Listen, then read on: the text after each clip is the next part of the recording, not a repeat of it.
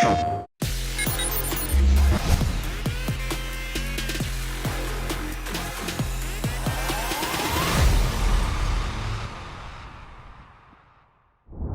everyone and welcome to our latest edition of Create a Fighter, the show where we put a prominent Mortal Kombat character under the competitive microscope for new players looking to sink their teeth into their latest character choice. This time, it's going to be the one and only Foxy Grandpa taking us through the wonders of the Queen, Sheeva. We're going to list off some moves that Foxy has said are moves to take notice of, and let's find out what they do. So to start off, Foxy, Queen's Punishment was the number one. What's up with that? All right, this move here is your low. She hasn't got any lows naturally, so you have to equip one. But this one's really strong because it's got a million overheads in her string. Pretty much anywhere there's an overhead, except for a few places, you can change that move for the low. So now you've got yourself a guess, and if they take the low, you can apply bleed, which does damage. If they move, gives you a 50-50 in a lot of situations. Next on the docket, the Enhanced Dragon Drop. My philosophy with the Enhanced Dragon Drop isn't so that you gain the Dragon Drop. It's because you're using it in a variation where you won't use the Dragon Stance. So it's not really adding one move, it's adding two moves because you get straight fireball, and therefore you have to take the Stomp because that's her next most applicable move. So the Stomp is just like cherry on top. So what does the Stomp itself do? Stomp puts the opponent in a three-way guess, essentially. You can stomp in place, in front, or behind. You have to guess. She gets 10% if she's right, 15% if she spends the bar, and if she guesses 3 times in a row, you've basically lost 50%. The trade-off is she also gets punished 3 times as hard as the reward you get. So it depends on what sort of player you are. If you're all about the risk-reward, go nuts. If you're not, you could still use it with intelligence as a counter-zoning tool, and combined with her other fireball games. There's some nuance to it, and it depends what you want to do. So on the subject of fireballs, I would say this is definitely the most common move that we see yourself play when it comes to Sheeva, the Dragon Stance.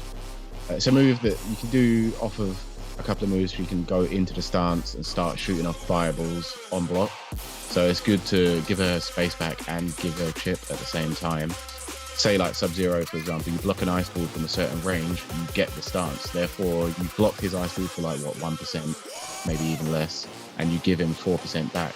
As long as you're smart about your spacing and your timing, you'll be winning these chip wars in neutral. You just have to be a bit more patient with it. And there's also some like unavoidable situations you can set up depending on how the opponent deals with the stance, like big EX fireball stomp full screen. Most characters are just getting stomped on. You have to pick your poison, you can get fireball or stomp. She's also a character that has a couple of launching options when it comes to customs. And even though we do see a few players opt for the Dragon Charge, which is a bit more of like a bog standard, just use it, launch the opponent, decent speed, whatever, you tend to go for the Death March. So let's talk about the process and what leads you to go for Death March. The reason for taking the Death March over the Shield Charge is with the Shield Charge, you're far more likely to drop any attempt to armor break using her back forward 4. But with the Death March, you have a mind game on every hit of her combo of going into armor break without ever having to worry about what height you've launched your opponent. So essentially you can do Death March launcher armor break, you can do Death March launcher first hit your combo armor break. There's like, I know that there's like 8-9 hits in a combo. Every point of that you could do armor break safely, and if they break it and you catch it, they've lost 45%. So it's mostly just for setting up armor breaks. And once they respect the fact that you can do that, you then just get free damage because they're never going to break. Let's talk about a couple of variations together. So you got 3 moves to pick. Which ones and why? Together specifically. Yeah, 3 moves to pick. I'm taking Dragon Stance, Death March, and Queen's Punishment. Always taking the low because she's got a million overheads. You need to have something to complement that. And it also means you don't have to throw as much because you have a 50-50.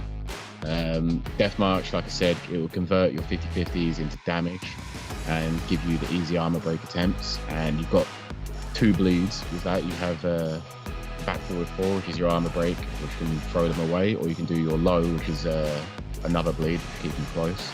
And then you got the Dragon Stance, which is going to add up all that chip. So let's say you do either of your bleeds and go into Dragon Stance. Now they have to hold the bleed. If they try and move, they're taking damage.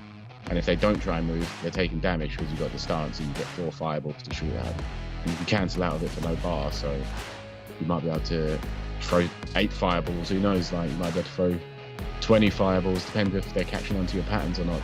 There's a lot of things that you can mess around with the opponents.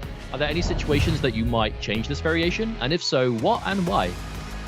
Yeah, I feel like with Shiva, the matchup changes more depending on which fireballs you use. So let's say the stance is too slow to fight against this type of projectile. So let's say you get Shiva versus a Katana or a Sonya or someone that can throw out a lot faster. You take the straight fireball because now you keep up with them in that game and you do more damage on that projectile in that game because the fireball is 7%.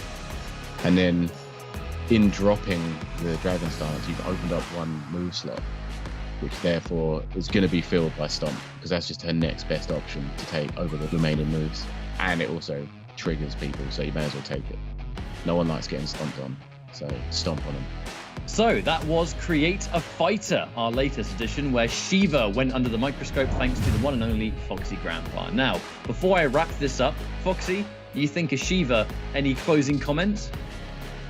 No comment for the Shogun. Excellent. If you want to get involved in competitive Mortal Kombat, it is as simple as compete.playstation.com, the one-stop shop competition center, which tells you how to compete in both the Open Series and the all-important, forever ongoing Pro competition. My name has been Ketchup, joined by Foxy Grandpa and Mustard. This was Create a Fighter. Thank you so much for watching, and we'll see you next time.